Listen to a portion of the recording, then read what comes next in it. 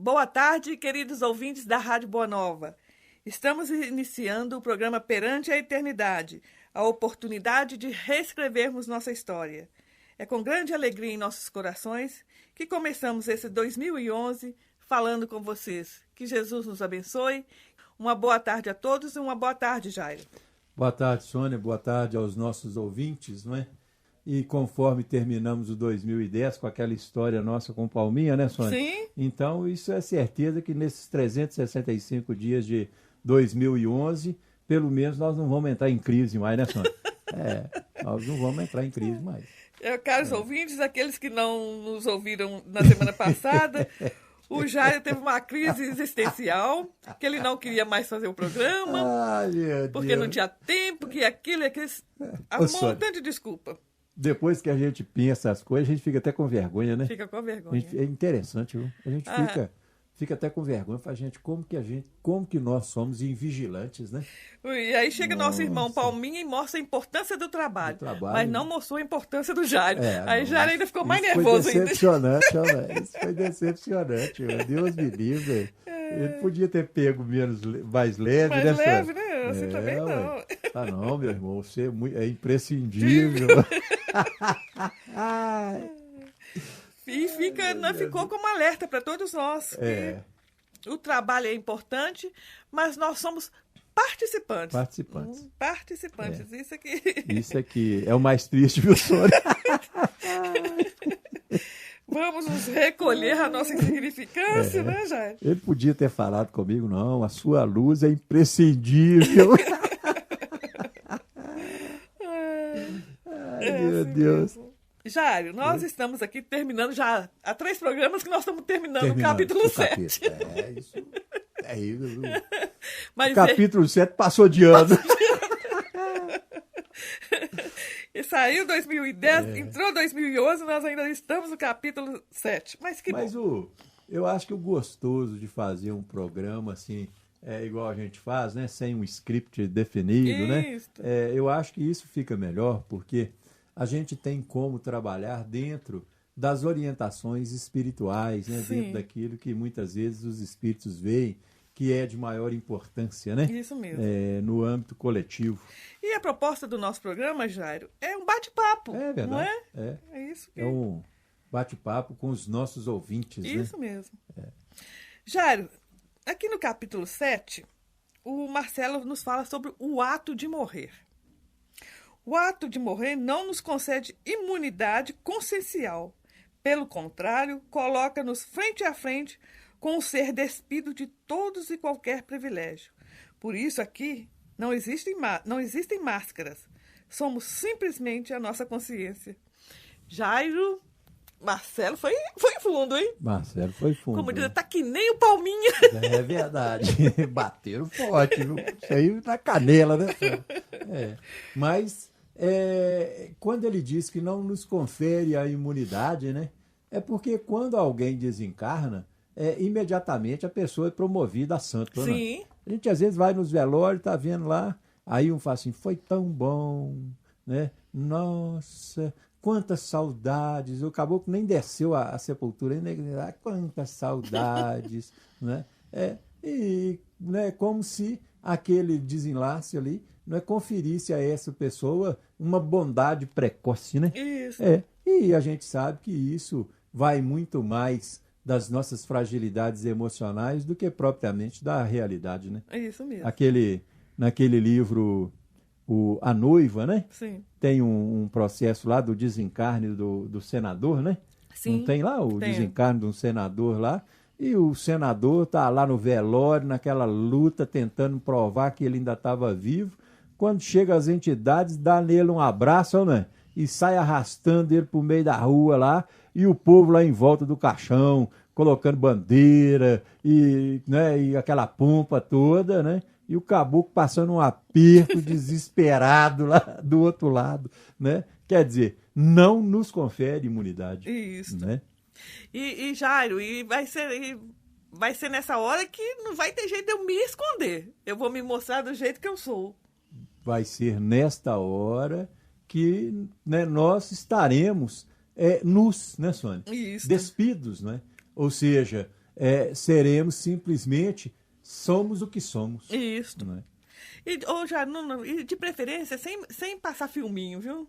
Ah, Porque verdade. aquele filminho da nossa vida, Jair, aquilo ali é triste, não é? É verdade. É interessante que nas obras que a gente lê, né, e não são obras espíritas, são obras, né, de caráter psicológico, das experiências do quase-morte, né? Sim. É interessante que na grande maioria esmagadora das pessoas que viveram a experiência do quase-morte e que são catalogados pelos profissionais que nós chamamos de tanatologistas, né? Que são os profissionais que lidam, né, com esse instante da morte, todos eles, ao retornarem, eles falam exatamente isso, que num determinado momento eles entraram num circuito aonde foram revendo todos os acontecimentos da vida, como se fosse uma grande enciclopédia, né?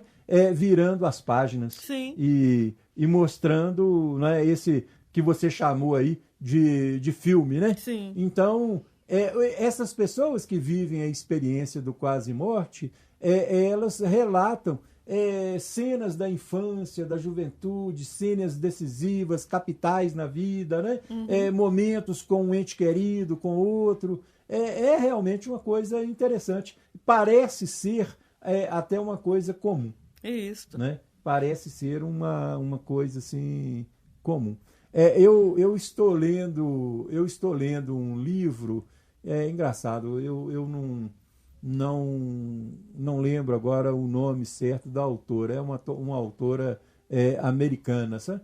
E ela não é espírita nem nada, mas o nome do livro é O Amor Me Trouxe de Volta. É um nome bonito, né, Sônia? Sim. O Amor Me Trouxe de Volta. Eu já li também. Você já leu? Já. Aonde ela cataloga, né, várias passagens de reencarnação em crianças, né? Sim. Atestadas em crianças.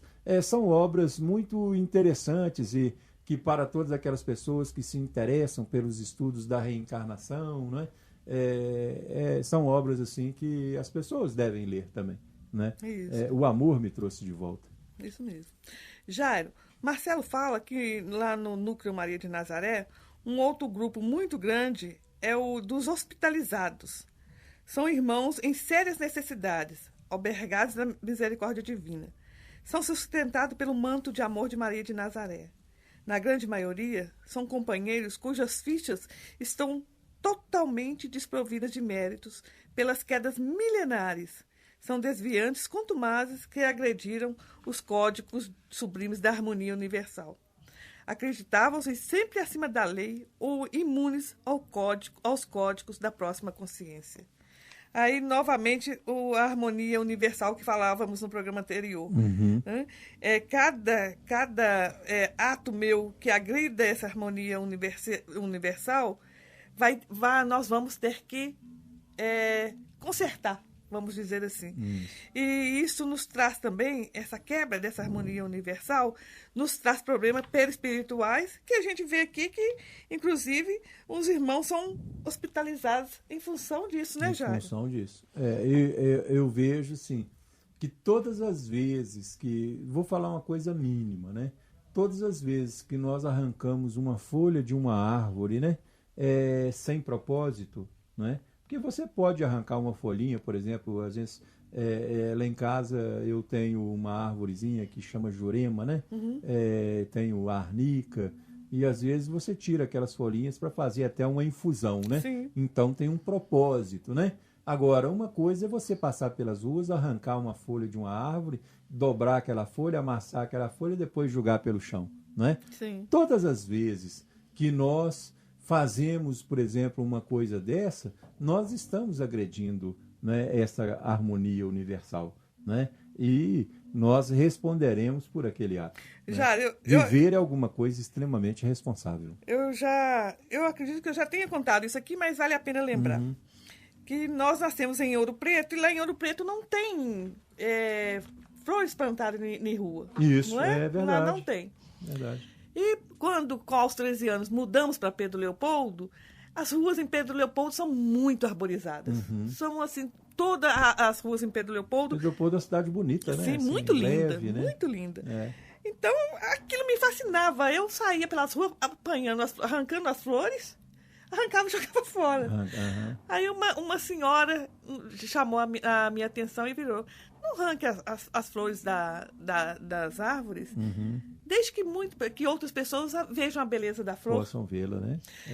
Eu estava desarmonizando o universo e ela, naquele momento, aquela senhora... Ela estava harmonizando o universo. Te chamar a consciência, né? Isso. E olha só, com 13 anos, nunca mais eu esqueci. Agora, naquele momento, você fazia isso de uma forma inconsciente, né? Não era uma maldade, né? Não era uma maldade. Eu às vezes, saio com os meus netinhos e tudo, vamos a algum lugar ali comprar alguma coisa, uma guloseima, um trem qualquer, e uma das coisas que eu faço questão de ensinar para eles é o respeito, né, que a gente deve ter pelos locais por onde a gente passa, né? Sim. Uma árvore que existe, uma plantazinha que existe, as pessoas que passam por nós, que cruzam por nós, né, nas ruas, não é? O contexto ali aonde a gente vive, eu sempre procuro conversar com eles sobre essa questão do respeito, né? Sim. Que a gente tem que ter realmente, né? O respeito é uma coisa muito importante e isso começa desde cedo, né? Isso. Se todos nós fôssemos educados dessa forma, o planeta já não estaria tão quente. Verdade. Você, às vezes a gente vai a algum lugar e você compra alguma coisa ali, vem dentro de um pacotinho, vamos dizer, seja um bombom, vamos dizer assim, né? Ou um chocolate. Aí você inicia a comer ali, vai comendo, de repente você pega aquele papel e joga na rua, né? Aquele papel, ele vai se unir a milhares de outros papéis, né? De difícil decomposição, que vão se unir a milhares de outros sacos plásticos, garrafas PETs, né, que estão atiradas pelas ruas. E, na hora que caem as chuvas, registram-se essas inundações que nós vemos, né? Aí, o prefeito é culpado, o governador é culpado, o padre é culpado, o dirigente da reunião mediúnica é culpado, todo mundo é culpado porque deu a inundação. Não é? Isso. Mas, a bem da verdade, nós somos os verdadeiros culpados, né? Por quê? Porque custava nós colocarmos aquele papelzinho do bombom ou do chocolate ou disso e daquilo, custava nós colocarmos dentro da própria bolsa e chegando em casa colocarmos no lixo certo, não é isso? Então, isso também é nossa tarefa dentro do grande processo da harmonia. Sim. Não é? Sim. Tem gente que acha, às vezes pessoas acham que harmonizar é deitar numa cama e ficar fazendo mentalização, não é? Aí mentaliza a harmonia. Aí sai na rua, joga o lixo no chão. Para onde foi a harmonia? Não é? Sai na rua chupando bala, joga as cascas da bala toda no meio da rua e ficou em casa um dia inteiro mentalizando a harmonia. Não é? Na primeira oportunidade desarmoniza. Desarmoniza, né? Teoria é a coisa mais fácil que tem. Não é? De teoria o inferno, de grandes teóricos o inferno está cheio. É isso aí. Não é? Jairo, o Marcelo nos fala que aquelas pessoas que estão ali hospitalizadas, a grande maioria são almas vivenciando sofrimentos inenarráveis. Companheiros que lesaram a tal ponto suas engrenagens perispirituais, tornando quase que impossível para eles retornarem ao estado de normalidade espiritual com os próprios pés. Assim, tornam-se indigentes espirituais, dispostos sob o auspício da misericórdia divina e atendido pelo profundo amor de nossa mentora maior, Maria de Nazaré. Jairo, não tem, né, esses irmãos não tiveram assim, não tinha nada para poder falar assim, vocês têm esse crédito aqui. Olha só, não é? Eles não têm crédito nenhum. Mas o amor de Maria por todos nós é tão grande que ela nos avalia, né, Jairo? São espíritos diferenciados, né? Sim. São espíritos que trabalham dentro de linhas de profunda misericórdia, né? Nos veem dentro dessas nossas carências, das nossas necessidades, e eles não medem esforços na função, né, do nosso aprimoramento. Né? Ô Jair, aí nos lembra ainda a seguinte condição. Quando vimos grandes assassinos, nós desejamos logo a pena de morte. Né? E vem o Chico Xavier e fala, eu gostaria de tê-los como filhos numa outra oportunidade. Verdade.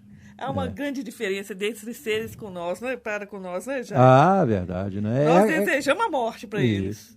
É aquela historiazinha, né, do Chico, né? Que uma senhora lá do Meretrício, né? Ela se machuca lá na linha do trem, alguma coisa assim, não é? E não tinha quem cuidasse dela. Então o Chico passa a visitá-la, né? E fazer curativo, essas coisas todas, né? E ali ele vai também fazendo o evangelho e vai introduzindo outros pensamentos naquele lugar. Quando ele vê que ela está melhorando, ele fala, não, agora você já pode ir lá na nossa casa espírita, onde vai ser, não é, a beneficiada com o passe, o tratamento. E aí ela passa a ir lá, ela e outras companheiras ali do Meretrício, né?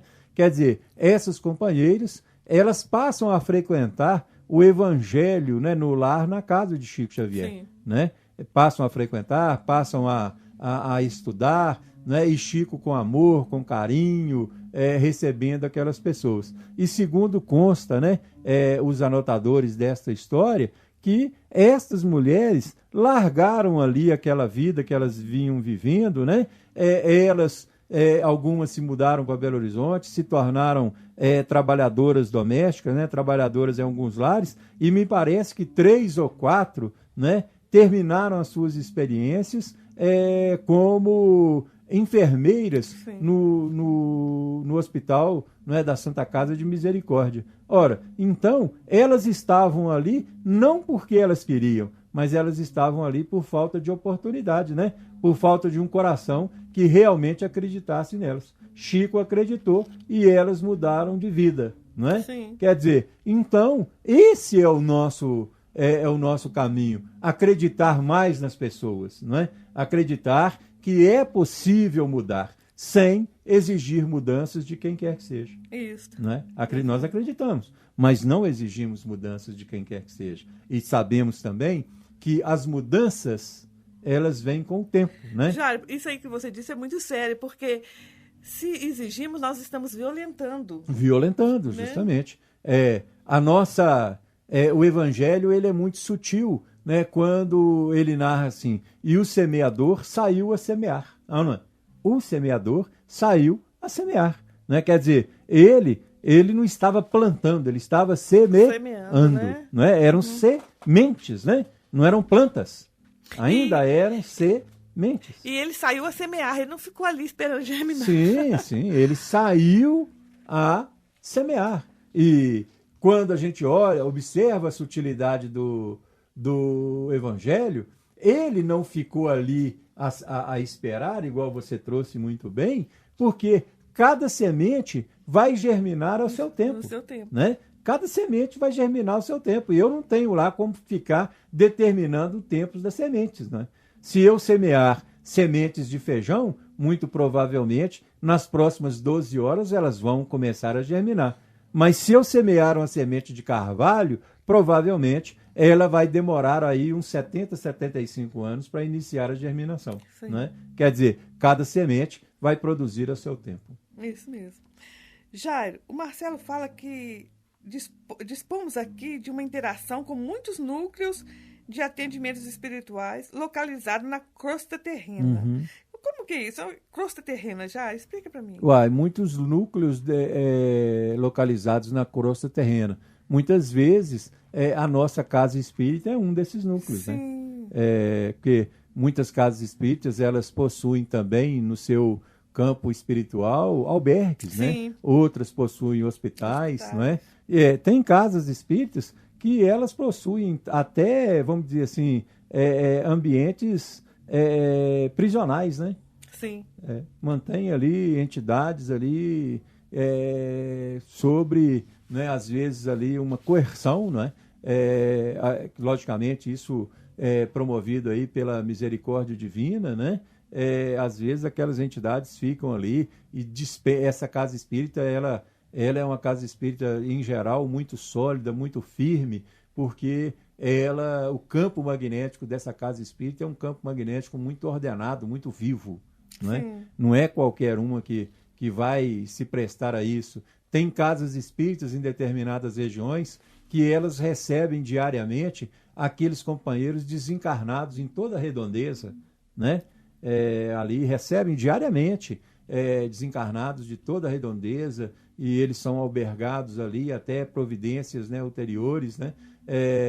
E outras casas espíritas, elas são centros de estágios, né? Espíritos que estão aí preparando conscientemente para o reencarne, muitas vezes passam tempos e tempos nessas casas espíritas fazendo uma readaptação social, né? Então, estes são os vários postos, né? E nós estamos falando em casa espírita, mas muitos lugares são postos também. Você disse que os que estão se preparando por um encarne, mas também aqueles que acabaram de desencarnar. Acabaram de desencarnar, também, né? São acolhidos, não são acolhidos, né? Os irmãos recém-desencarnados, muitas vezes, em toda a região, né? Eles vão, às vezes, para determinados locais, né? Sim.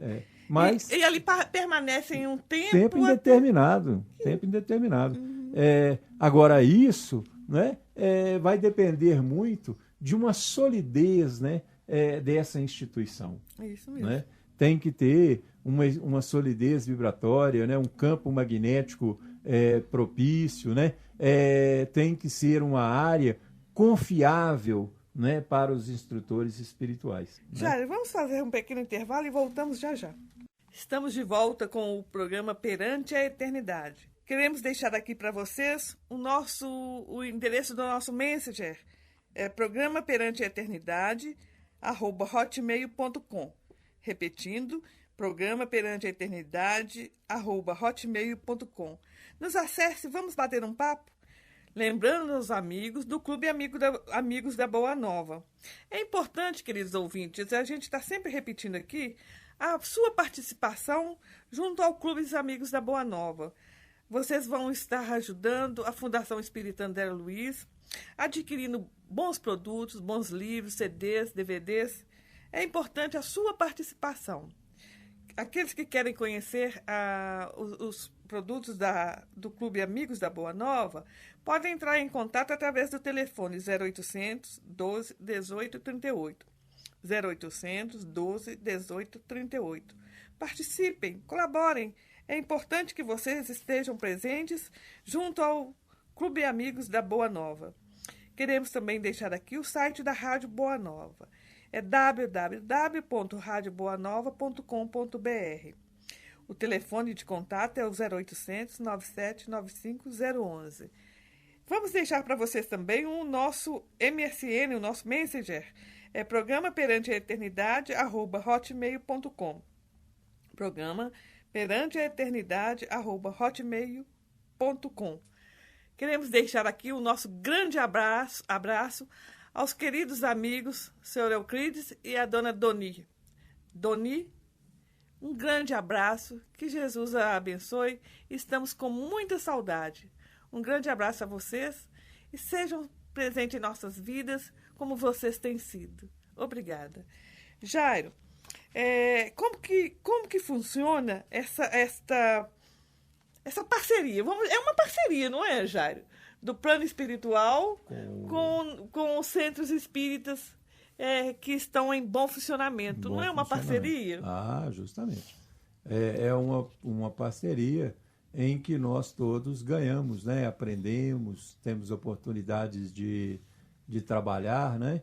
É muito importante que a casa espírita seja um ambiente pacífico, né? Um ambiente harmônico, sem concorrências, né? Sem disputas, né? Sem disputas, não é? E mesmo que tenham disputas, as disputas possam ser fraternas, né? Isso. Eu até acho que as disputas são salutares, Sim. mas elas devem ser fraternas. Isso. Eu sempre digo o seguinte, que nós podemos divergir quanto às ideias, né? Porque ideias são ideias, mas nós temos que convergir sobre os ideais, né? Isso. Os nossos ideais, eles são únicos, são os ideais do Consolador prometido. Então, nós temos que poder divergir, nós podemos, mas temos também que convergir. E seja qual seja, dentro da casa espírita, né, as nossas divergências, que isso é normal, é salutar, e isso traz crescimento, traz aprimoramento, nós nunca podemos perder a capacidade de nos assentarmos à mesma mesa, não é? E nos respeitarmos e nos considerarmos, não é? E de sermos amigos, não é? Então, tendo esse clima, tendo esses níveis de vibrações, não é? A casa espírita, como várias outras, né, atividades e tudo, são extremamente importantes neste intercâmbio com o mundo espiritual. O Marcelo fala aqui que vários mentores dessas casas de Jesus auxiliam nos trabalhos redentores, levando para os núcleos que dirigem uma legião de companheiros a serem assistidos na área do magnetismo, Justamente. naquilo que concerne aos fluidos mais densos. Olha só, aqueles que são os mentores da casa, né, eles também têm uma participação efetiva nesse auxílio. Nesse auxílio, trabalham exaustivamente, né? Na produção de oportunidades, não é? E as casas, elas vão tendo os seus papéis, né? E são papéis bem definidos. Tem casas que elas são eminentemente sociais, não é?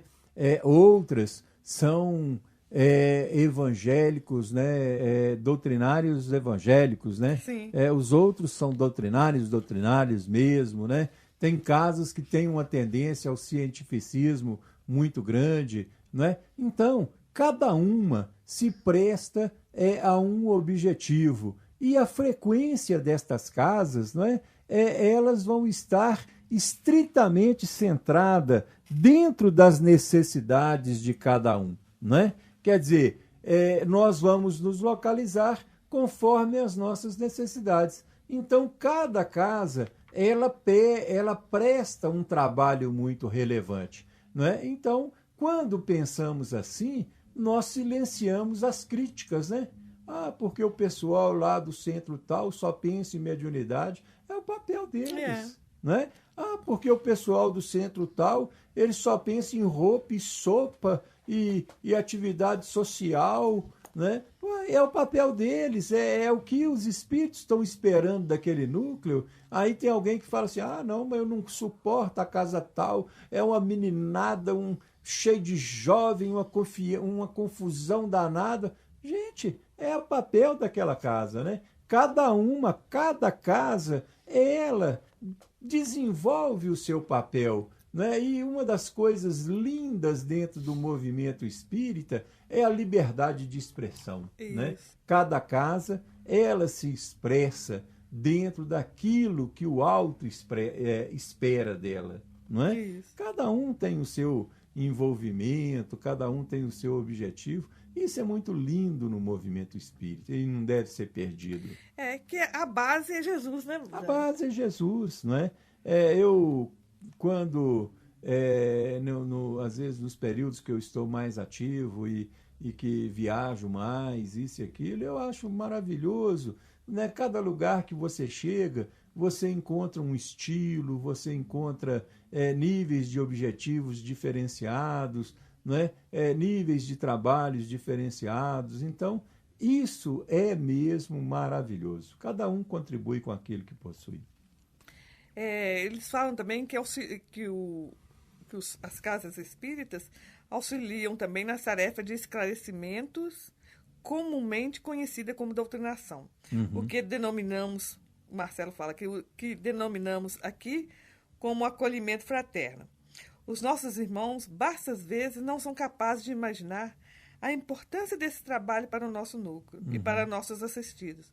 Por isso mesmo, mantemos todos os trabalhadores dessas áreas, sejam desencarnados ou encarnados, catalogados e constantemente sob avaliação, e sempre inseridos na pauta de nossos constantes planejamentos. Jário, ó, sempre em avaliação. Sempre em avaliação. Na nossa casa, na casa que nós participamos, aquilo que muitos chamam de doutrinadores, lá são chamados de acolhedores. Acolhedores. Essas pessoas que trabalham, por exemplo, na mesa mediúnica, né, nessas tarefas, são chamados de acolhedores. E eu acho que eu já parei para pensar sobre isso, eu acho que é uma expressão muito interessante. Né? Uma coisa é doutrinar, outra coisa é acolher. Né? Não existe doutrinação sem que haja previamente um acolhimento. Isso. Né? Vários grupamentos com seus trabalhadores possuem suas salas por aqui como uma extensão avançada dos recursos medianímicos para que possamos realizar os primeiros processos de adestramento das sintonias, bem como para melhorarmos e adaptarmos o trabalhador da mediunidade como os irmãos queridos que futuramente irão para o atendimento. Jário, eu não entendi isso, não. Uai. Olha, são vários grupamentos com seus trabalhadores que possuem suas salas na casa lá espírita. E essa sala tem extensão no plano extrafísico, não é isso? Não. Na colônia Albergue Maria de Nazaré, tem uma grande área que ela é denominada, né, como área do intercâmbio, né? Departamento de intercâmbio, áreas de coordenação de intercâmbio. Então, o que ele está dizendo aí é uma coisa muito interessante, é que várias casas espíritas, esse departamento ele é uma área vasta lá na colônia. E várias casas espíritas, elas têm nessa coordenação do intercâmbio as suas salas, né? Então é como se fosse assim, tem uma casa do Centro Espírita, tem uma sala do Centro Espírita André Luiz, tem uma sala do Centro Espírita Bezerra de Menezes, de Lagoa Santa, tem uma casa de Centro Espírita Bezerra de Menezes, né, em Maranguape, tem uma sala do Anjo Gabriel em tal lugar, entende? Tem várias salas. Nestas salas, não é?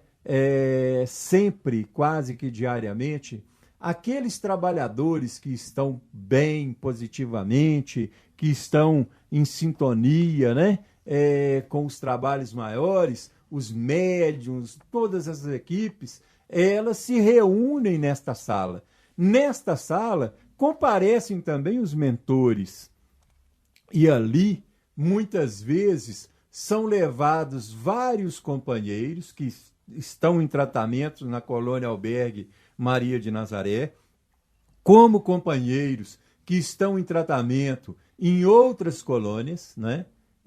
São levados ali para o primeiro contato, né? Os primeiros contatos, aonde existem as primeiras adequações vibratórias. Peraí, Jair. Aqui, ó, pelo que eu entendi, então, esse trabalho é para adaptar o trabalhador da mediunidade com o irmão que futuramente irá para o atendimento. E vice-versa. O trabalho. Então, o espírito vai entrar em contato com o médium. Isso. Não é? Ali. Para ter uma adequação fluídica. Isso, magnética, né? Magnética, isso. Vai entrar em contato muitas vezes com o médium, com o dirigente da reunião, muitas vezes com o esclarecedor, né? O acolhedor, né? Vai entrar em contato com o campo magnético, porque aquela sala ela tem um campo magnético muito próximo da casa espírita que está localizada na Terra, não é? E que vai receber aquele, né? E muitas vezes aquela individualidade ela não tem nem conhecimento ainda que desencarnou. Sim. Né? Ela participa ali de reuniões, né? Às vezes de do evangelho, às vezes de esclarecimento, né, de conversas amigas, isso e aquilo, para que se construa um laço de relacionamento. Sim. Laço esse que vai facilitar, né, no interior da casa espírita. Porque hoje, muitos espíritos eles chegam na casa espírita para o esclarecimento, para o acolhimento, né?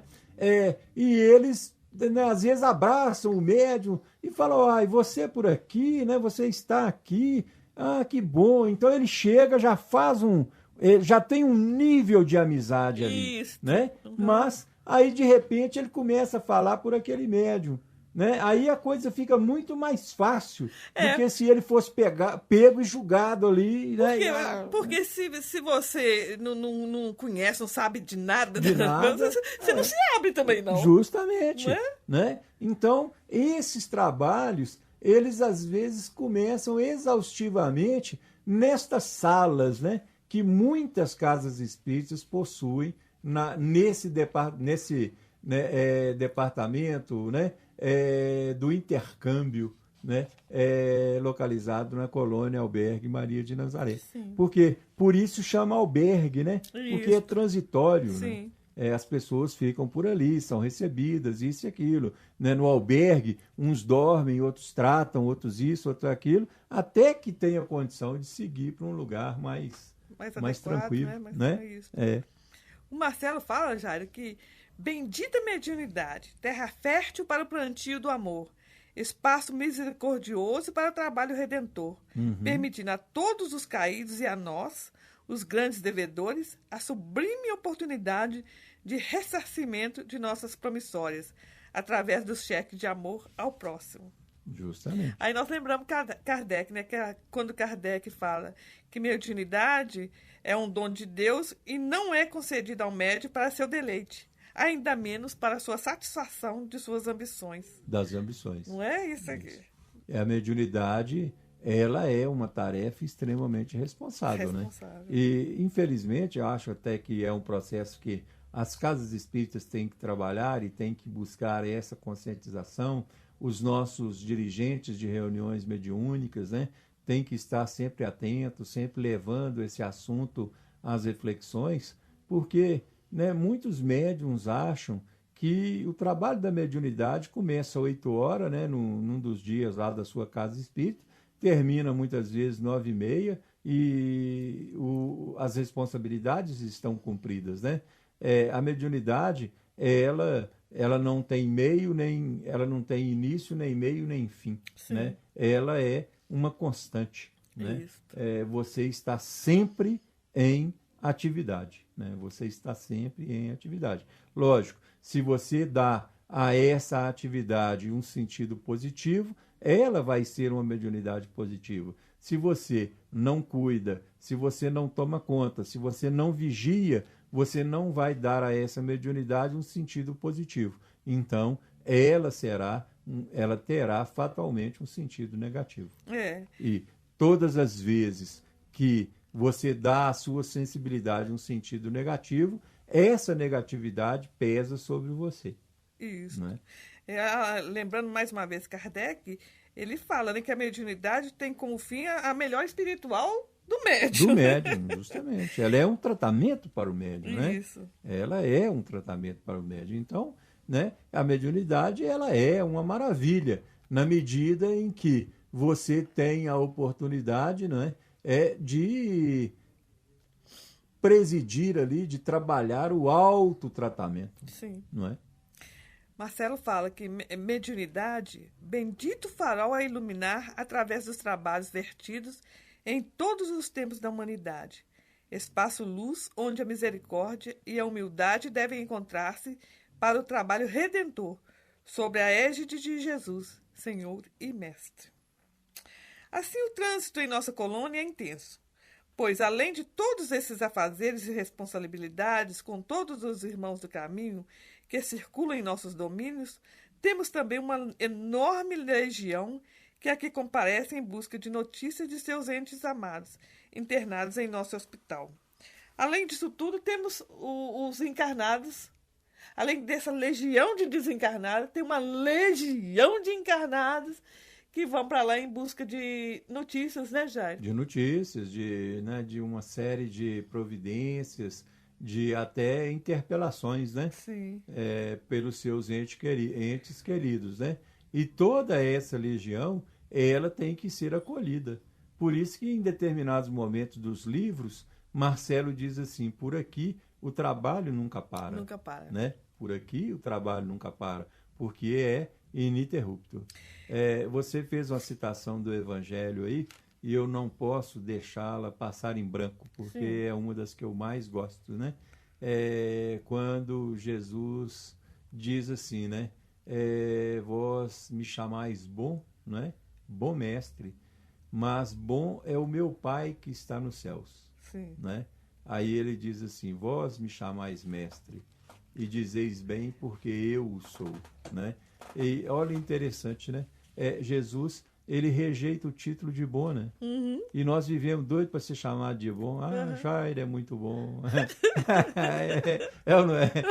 Mas a Sônia é muito boa. E aquilo que o ego inflama.